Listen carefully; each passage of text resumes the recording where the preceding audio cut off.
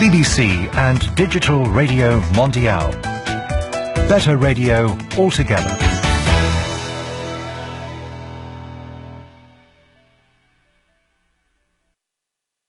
You're listening to the BBC World Service, and here's what's happening in the studio this week. Though he gained worldwide recognition for his award-winning novel The Famished Road, the Booker Prize-winning Nigerian author Benoku has received critical acclaim for his poems. I'm Bola Mosuro, and in this programme we hear how a poem forms like a plant waiting to sprout. In the studio at bbcworldservice.com/in-the-studio. Coming up after the news on the BBC World Service, it's Hard Talk with me, Stephen Sacker. A battle is brewing for the soul of the US Republican Party. In part, it's about Donald Trump. Will the party continue to tie its fate to his ego? But it's also about the nature of right-wing politics. How blurred are the lines between some Republicans and the peddlers of race hate and extremist conspiracies? My guest is Elizabeth Newman, a former counter-terror official inside the Trump administration, now intent on purging the Republican Party of the enablers of extremism. If you don't have responsible elected Republicans stand up against him and push back, by the right thing to do. That's Elizabeth Newman on Hard Talk after the news. BBC News. Hello, I'm Jerry Smith. A Chinese man has been ordered to compensate his wife for the housework she did during their marriage. The woman will receive the equivalent of $7,700 for 5 years' worth of work. Stephen McDonnell is in Beijing. A woman named Wong alleged in court that during their 5 years of marriage, her husband had failed to participate in any housework at all and come into the equation when determining a divorce settlement.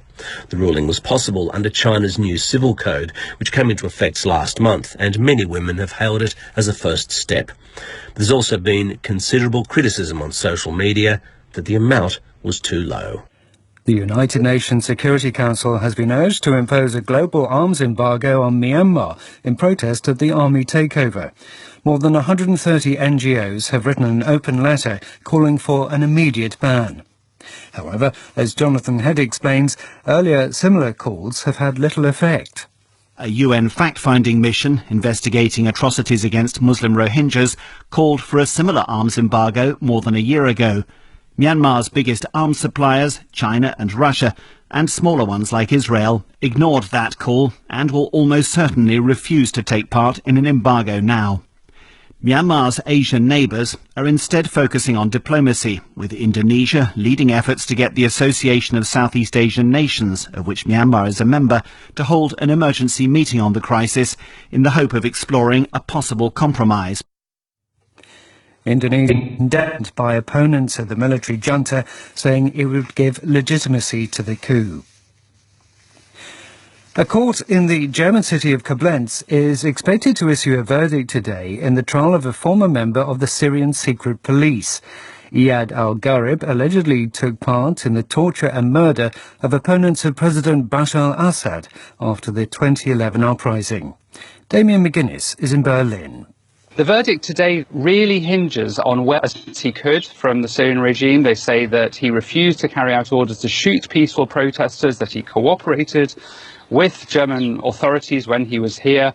So it is possible that he might be acquitted or that he might receive some sort of suspended sentence. But if he's found guilty, these are serious charges and he could go to prison for more than 10 years. World News from the BBC. Singapore's Maritime and Port Authority has joined an industry-led project investigating the use of ammonia as a replacement marine fuel in order to reduce carbon emissions. Singapore is the world's largest fueling hub for ships. The shipping industry is examining new technologies to try to meet a UN target of a 50% reduction of greenhouse gas emissions by the year 2050. The American fashion designer Alexander Wang is facing further allegations of sexual misconduct. A British university student who's 21 has alleged to the BBC he was assaulted by the designer at a club in New York in 2019. The harassment lawyer, Lisa Bloom, says she's representing 11 other men with claims against Mr. Wang. He denies all the allegations. In his first one-to-one talks as president with a foreign leader, Joe Biden has held a virtual meeting with the Canadian Prime Minister to discuss what Justin Trudeau described as a new partnership roadmap based on shared values and priorities. Earlier, Mr. Biden set 6 priority areas to increase cooperation. The American golfing star Tiger Woods is reported to be in a stable condition in hospital in Los Angeles after being involved in a serious car crash on Tuesday. Woods is said to have suffered significant injuries to his right leg. Here's Ian Carter. A statement issued by his management company says Woods has been awake and responsive while recovering from surgery. The 45-year-old suffered multiple open fractures in his right leg. A rod has been inserted into his tibia. Other bones in his ankle and foot have been stabilized with screws and pins. His car veered off a downhill curving road near where he'd been scheduled for filming duties. Police say his seatbelt likely saved his life, and Woods was rescued from the SUV through its windscreen. And that's the BBC News. Welcome to Hard Talk on the BBC World Service with me, Stephen Sacker. My guest today has been through a period of prolonged soul-searching that has played out in America's public sphere. Elizabeth Newman is a security and counter-terror expert whose public service began in the George W. Bush presidency when, after the 9/11 terror attacks, she was recruited into the newly created Department of Homeland Security. Fast forward a decade and a half, and Ms. Newman was invited to join the Trump administration's Homeland Security team. As a Republican voter with little affection for Mr. Trump personally, she was torn, but she took the job. What followed was a 3-year period of rising disillusion and growing alarm.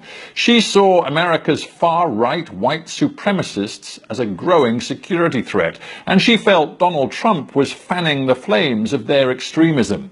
In April 2020, she resigned, having repeatedly warned of the dangers of violence from far-right domestic terrorists. So when a pro-Trump mob stormed the US Capitol on January 6th in an effort to overturn the November election victory of Joe Biden, her words seemed prescient. What now, though? Will Donald Trump continue to dominate the Republican Party?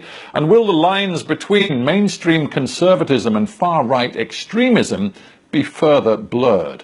Well, Elizabeth Newman joins me now from her home in Virginia. Welcome to Hard Talk.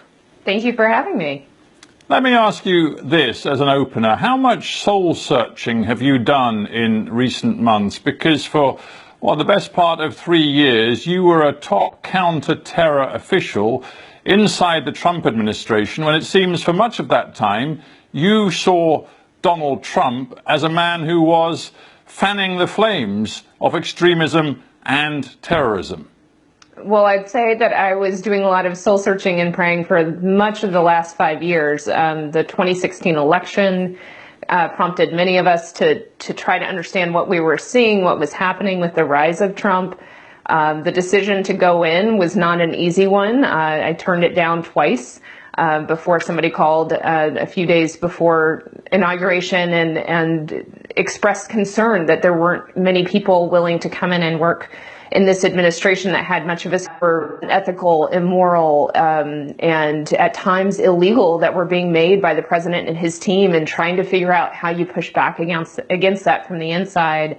And then certainly the time and space once out of government to be able to take a step back and look at everything that had changed in the last 4 years. I mean, that it is definitely a time for introspection and trying to understand what has happened in our country. I mean, I talk to a lot of public officials around the world, some of whom say, you know what, I held my nose, I took a position in government, even though I had grave doubts about the policies being pursued by the leadership, but I did it all in pursuit of public service, doing the public good. Now, I understand that as a justification, but are you prepared to say to me that your decisions over that 3-year period inside the Trump administration, now that you look back at it, were misguided, mistaken, and wrong? No, I don't think that my decisions were misguided or mistaken. I have thought a lot about, knowing what I know now, would I have gone back and made the same decision to move my family from Texas up to Washington, D.C. and go through the challenges of the last 3 years. And The answer is yes, because I believe I was able to help push back against some things that could have happened that thankfully did not. And I was able to provide top cover to a number of civil servants, people within government that are there regardless of who the president is. And it was really important to make sure that they could continue to do the work that they needed to do to keep our country safe. So I don't regret the decision to come in, but it was, it is not something I'd like to.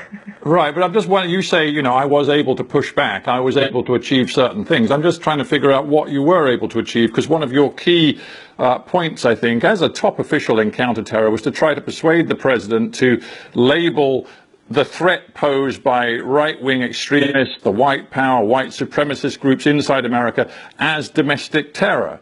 But he consistently refused to do that. And we saw him from Charlottesville when he suggested that there were fine people on both sides after a rally of white supremacists. He said that. When he dealt with the QAnon issue by saying that they were people who loved their country. You say you achieved some things and you pushed back. I'm struggling to see what you achieved at all. And that's totally fair, because there was a lot that was horrible. So a couple of examples. During my tenure as Assistant Secretary for Counterterrorism, we built a program for prevention. And in the UK, you all have had efforts underway for countering violent extremism for over a decade. But in the United States, we've just been piloting and trying different things with varying levels of success. And we were able to go deep into study what was working, what wasn't, come up with a plan, take it to Congress, and we were able to build bipartisan support for prevention capability in our country, increasing the budget over 1,200% in a 2-year period, which in government budgeting terms, at least in the United States, that's like unheard of.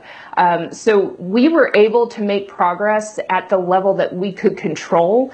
What we couldn't do was get the president and his White House to take the threat seriously. So within the Department of Homeland Security, I would arguably say in other parts in terms of everything that we needed to do, but thankfully the Biden administration is picking up where we couldn't make progress, and they are starting to make the progress that's needed. Right, but isn't the assault on the Capitol of January 6, 2021 proof that in your period from early 2017 through to your resignation in the spring of 2020, proof that you, as a counter-terror chief, focused on the internal threat in the United States, failed miserably, because we now appreciate that during that time all sorts of groups, you can call them the Proud Boys, the Oath Keepers, you can refer to QAnon, whatever. All of these groups were clearly organizing, they were strengthening, they were gaining a bigger membership, and the effort inflamed what was growing before he got on scene and has exponentially grown since he got on there. But I don't personally feel accountable for not being able to control the president. The president was irresponsible. That's why I spoke out and said, look, we have been trying to raise the alarm about the growing threat of these groups. Not only is the president, he is actually aiding and abetting the enemy by making them stronger, by inflaming them with his grievance-filled